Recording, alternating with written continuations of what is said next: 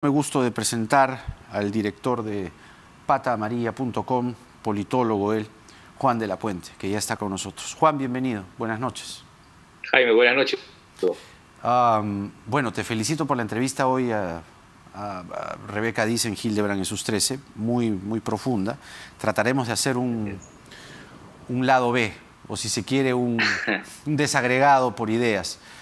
Pero mira que hay un contexto particular que nos puede permitir iniciar esta conversación y es la designación del señor Nicolás Bustamante como nuevo ministro de Transportes y Comunicaciones, y no por él en sí mismo, sino por lo que representa, por lo que se juega el gobierno en el contexto de las afirmaciones de Karelim López. El presidente no quiere ir a declarar o no quiere recibir a la Comisión de Fiscalización, responderá por escrito, pero el epicentro de esta aparente corrupción es el MTC. Y lo que ha hecho simplemente el presidente es colocar al secretario general como ministro de Transportes. Entonces, ¿qué te dice a ti, que eres muy lúcido y además agudo, que haya sido designado este señor, ¿no?, que es del mismo equipo, pues, ¿no? No hay un giro y, como decíamos hace unos días, desde el MTC se tienen eventualmente que entregar a la Fiscalía papeles, documentaciones, fechas, reuniones, etcétera, etcétera. ¿Cuál es tu lectura? Bueno, esto desdice estas presunciones o dichos de algunos que creían que es posible que el presidente retorne, ¿no?, del camino que ha iniciado. Es decir, las esperanzas de una reversión se desmienten, ¿no?, se anulan, se aclaran con esta decisión. Lo primero. Lo segundo es que me parece que se está apostando a una especie de continuidad combi en ese ministerio, tanto para seguir adelante con las cosas, no sé si las cosas que se hacen, ¿no?, sino con las cosas que no se hacen, y al mismo tiempo guardar los arreglos administrativos, porque hay una investigación en curso en el Ministerio Público, hay investigaciones periodísticas en curso y también llamados en el Parlamento. De modo que esta designación patentiza la idea de la sobrevivencia que hoy, creo, preside al gobierno del presidente Castillo. Esa sobrevivencia, ¿cuánto dura? Porque nosotros, digo aquí en este programa, cuando se designa a Condori, creemos que se ha cruzado una línea que nunca se debió cruzar, es decir, anteponer el cuoteo a la vida de los peruanos y peruanas, y más aún, como que no importasen los más de 200.000 muertos por COVID-19, es decir, poner a un charlatán de ministro de Salud para congraciarse con Cerrón y que Cerrón no se le voltee al presidente y tenga votos asegurados que le permitan eso, tener un flotador para Dios sabe cuánto tiempo. Creemos que es hasta indigno, ¿no? ¿Cuánto dura ese modo de supervivencia? Tú has usado la palabra flotador.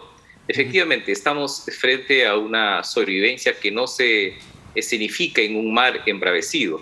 O sea, no estamos hablando de alguien a quien se lo lleve el río. Me parece que las aguas en este río tampoco son, diríamos, muy procelosas. No es que haya un mar agitado, porque me parece que la debilidad del gobierno va en la misma línea que la debilidad del Congreso, que no ha podido incrementar sus votos para una moción de vacancia. Y creo que también se posa sobre la indiferencia ciudadana, que muestra en las encuestas números muy gruesos respecto a que quiere salidas profundas y radicales, pero que no se moviliza, no se expresa abiertamente en eso. De manera que yo diría que la idea de la sobrevivencia puede emparentarse con la inercia, que en el Perú también ha sido una constante en crisis tan profundas, donde los actores tienen fuerza para imponerse o para resolver la disputa de una manera más rápida. Ahora, esa inercia, como bien la llamas, puede cambiar de un momento a otro, ¿no?, ante un escenario específico, coyuntural, algo que toque a la gente, ¿no? Mientras tanto, bien dices, la apatía puede, digamos, hacer que esto continúe, pero a la vez hay un desgaste. Ese desgaste de, como bien dices en Hildebrand hoy, de la institución de la presidencia de la República que no vale un centavo, ¿cuánto puede durar? Es decir, ese desgaste es en sí mismo una suerte de deterioro y hasta de sombra del propio señor Castillo que ejerce la presidencia, ¿no crees? Yo sí estoy de acuerdo. Yo llamo la atención sobre el hecho de que la crisis ha producido ya sus efectos en el cambio de las tendencias. Nosotros teníamos en los últimos años explosiones, golpes, contradicciones, choques entre los poderes. A mí me preocupa que esto haya sido en las últimas semanas reemplazado por una especie de implosión, ¿no? Donde los poderes se desfondan por dentro. La caída de los gabinetes últimos del señor Castillo demuestran las dificultades en la correlación de fuerza, también lo demuestran. Y entonces esta idea de la implosión, que es un desgaste mucho más profundo, una debilidad además, que convierte a las instituciones de la democracia en exánimes, me parece que marcan un nuevo tiempo, y quizás la idea de un consenso y de encontrar salidas tiene que mirar este hecho de que una implosión de las instituciones es algo muy perjudicial para la democracia y para hacer cosas, para la eficiencia, para reactivar, para movilizar, para vacunar, para retornar a clases exitosamente, para varias cosas. Ajá. Sí, es verdad. Ahora, ¿tú crees que el presidente de la República, dadas las cosas tal como están pasando, termine su mandato? Siempre es una apuesta arriesgada. Mi impresión es que los escenarios que se configuran darían la impresión de que se está produciendo con esta implosión una especie de Big Bang, es decir, un deterioro muy serio, ¿no? Tanto en los gobiernos de PPK y de Vizcarra, esta idea de que el presidente se queda porque las debilidades lo señalan así, fueron alterados por eventos, como tú señalas, eventos. En el caso de PPK fueron los mamaniados, en el caso de Vizcarra fueron estas revelaciones sobre Swing, el señor Swing y otras cosas más. Entonces, sí, y entonces tengo la sensación que no es bueno tener una presidencia que pende de un hilo. Yo creo que necesitamos una presidencia fuerte.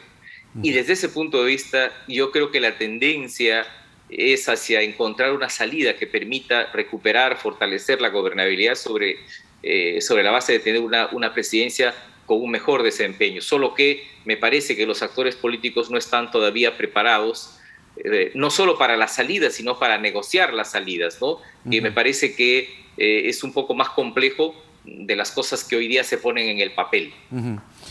Ahora, tal como va el rumbo, ¿no?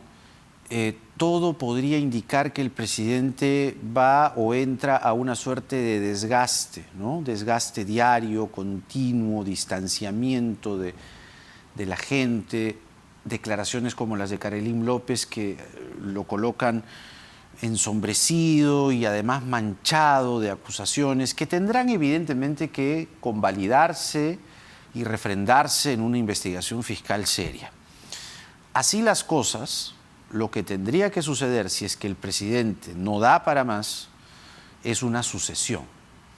Y la sucesión, en esa hipótesis o en esa línea, recaería en la señora Dina Boluarte.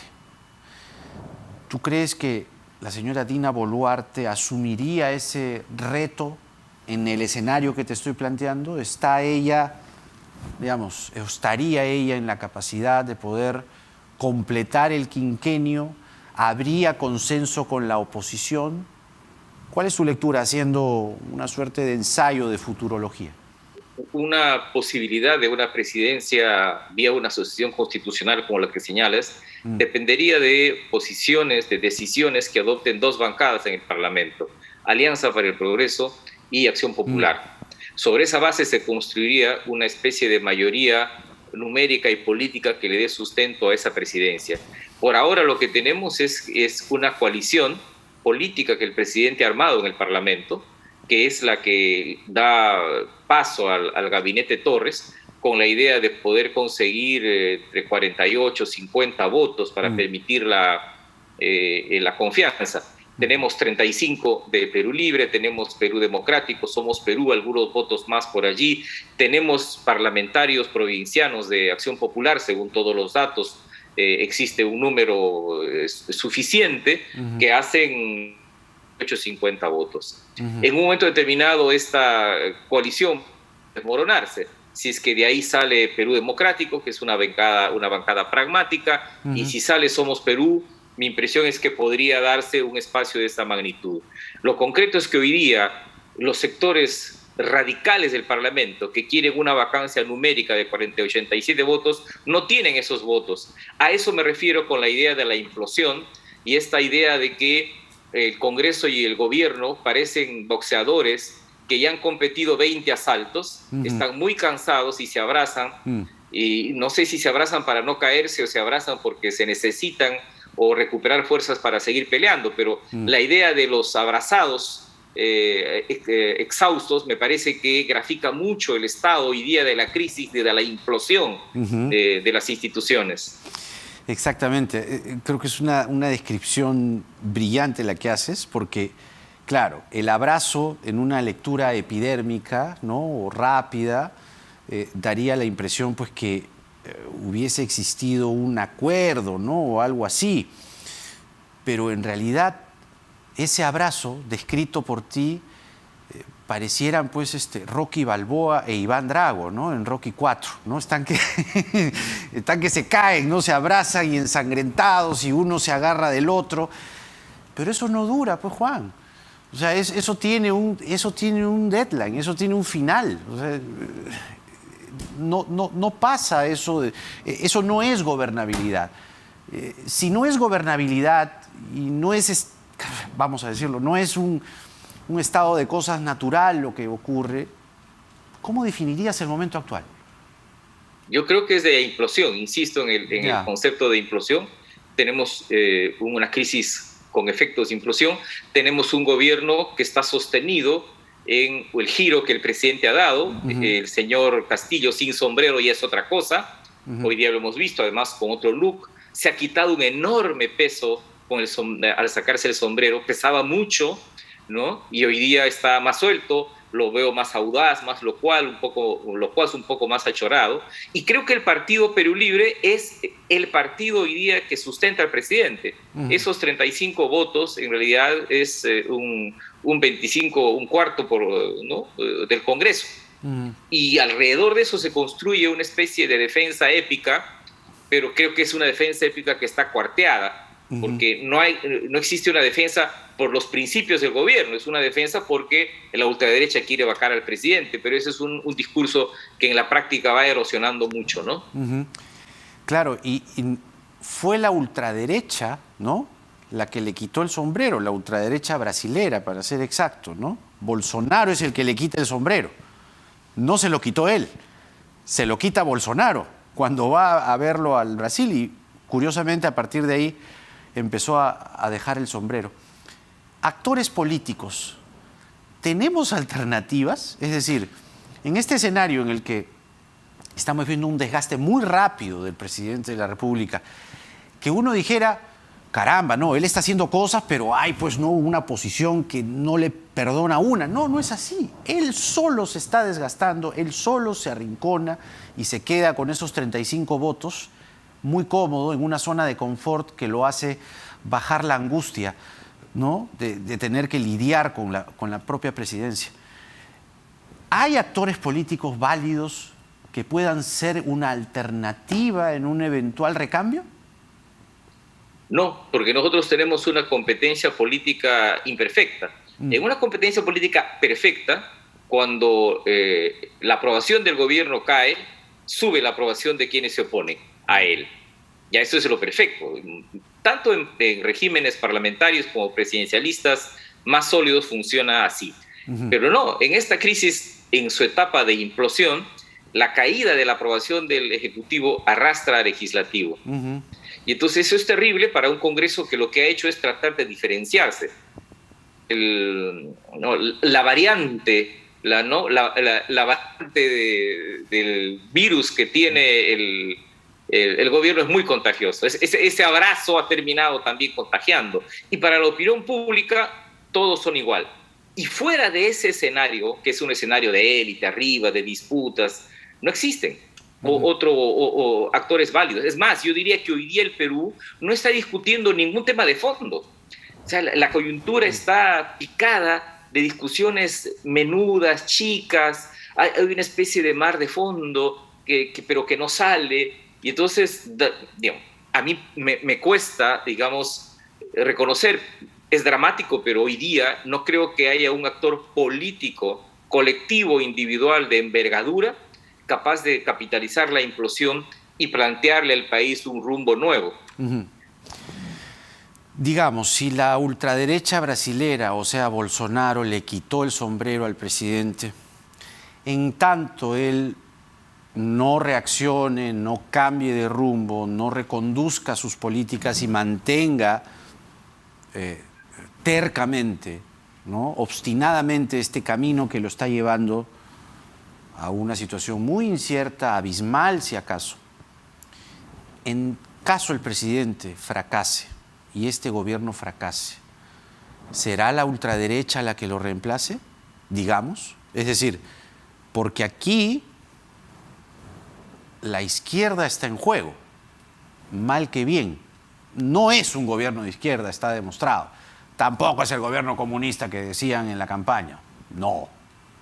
Pero levanta pues ciertas banderas todavía, ¿no?, de reivindicación. Uno lo ve ahora en Ventanilla poniendo una primera piedra a un colegio y se baña en popularidad y daría la impresión de que hay pues un pueblo aún que lo ve, lo toca, lo siente que lo representa. Si esta opción fracasa, ¿quién sigue? ¿La ultraderecha para ti? ¿O es muy anticipado decir algo así? Podría ser que venga un outsider de algún lado, un outsider de derecha, de izquierda, de centro. La ultraderecha se parece mucho a la ultraizquierda en el Perú, ¿no? Se pierde goles cantados. Sí, se pierde goles cantados. Pero anoto la idea del papel que podría tener para esto los movimientos sociales.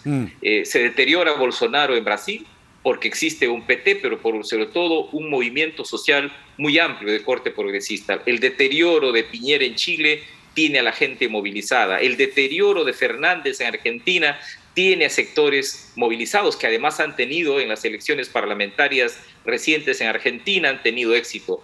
Y el deterioro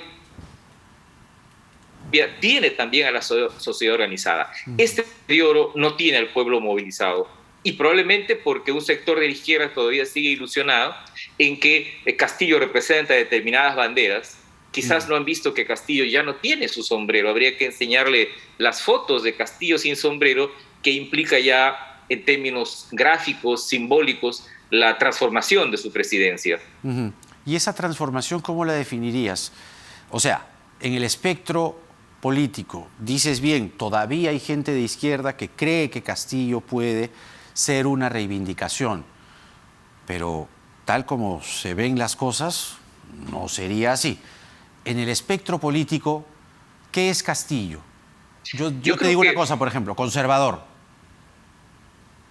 En lo social, desde el gabinete Valer ya es un gobierno conservador y en términos políticos es un gobierno que está entre el centro y centro-derecha.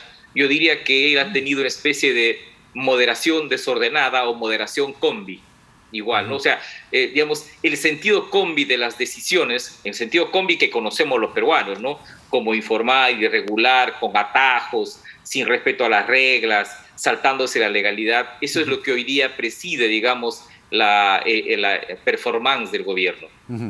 Juan de la Puente, politólogo, director de patamaria.com, con nosotros analizando lo que va de la presidencia del señor Pedro Castillo. Gracias, Juan, como siempre. Muy buenas noches. Gracias. Hasta la próxima. Bueno, sí, pues, el gobierno del señor Castillo es un gobierno conservador. Ahora, dice bien Juan de la Puente cuando lo coloca en el espectro entre el centro y la centroderecha, ¿no?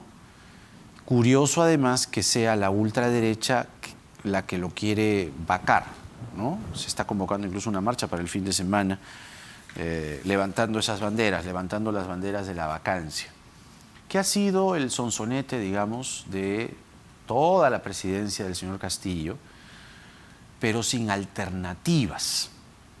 Juan de la Puente dice bien en que no estamos discutiendo nada. No estamos discutiendo nada. Discutíamos cómo salir de la pandemia y llegó Condori.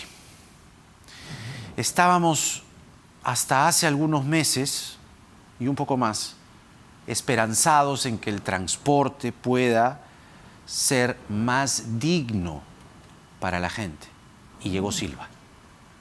Estábamos esperanzados en luchar contra la violencia a la mujer y llegó Valer. ¿Se dan cuenta? El retroceso es atroz. El señor Graham en el MEF cuida la caja, cuida las arcas. Conservador, ortodoxo, llámenlo como quieran, pero la economía está ahí. ¿Ah? Pero políticas públicas, cero. Institucionalidad, cero para abajo, retrocediendo. Formalidad, no les digo nada. Y el gobierno ha tenido la mala idea de observar una ley que mal que bien lo que pretendía era ponerle un marco normativo, una serie de requisitos a quienes postulan a ministerios con un cierto margen de idoneidad, y el presidente y el premier han dicho no. Nada de declaración jurada, nada de poner si tengo una investigación fiscal, nada de poner si tengo este o cual anticucho, nada. El Congreso debe optar, porque así lo han adelantado, por una aprobación vía la insistencia. Y ojalá eso ponga un corsé, ¿no?, al presidente de la República en este afán obstinado, terco y sin principios de designar gente que no da la talla.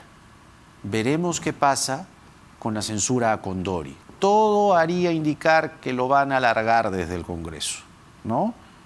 Vamos a ver. Pero hablando de temas que hay que colocar y discutir, un tema es el que coloca la antropóloga Norma Correa, el regreso a las clases. En un estupendo artículo del Comercio, o en el Comercio, ella pone el foco de la discusión, que es muy simple. Los niños y las niñas tienen que regresar a las clases, pero los colegios se caen a pedazos.